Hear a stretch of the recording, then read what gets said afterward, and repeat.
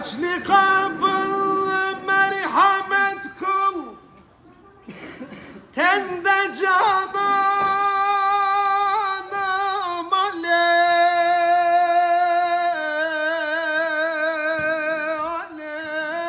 Ya Allah. Her dua alemde fenahım, mahtabanım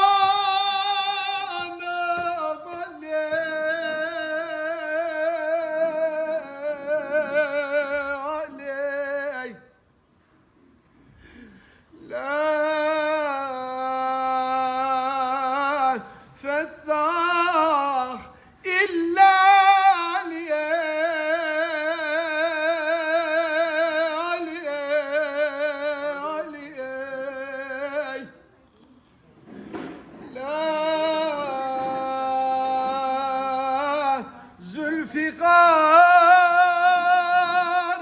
Zülfikara illa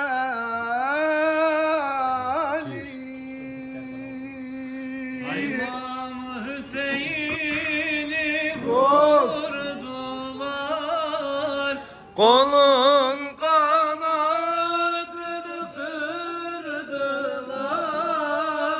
Alkanlara boyadılar. Kerbela'da,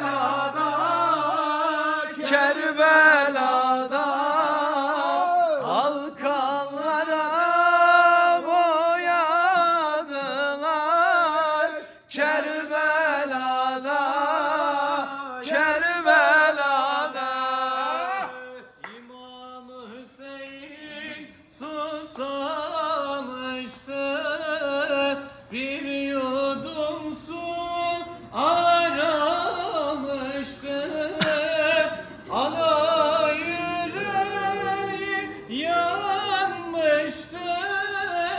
Kerbela'da, Kerbela'da Ana yüreği yanmıştı.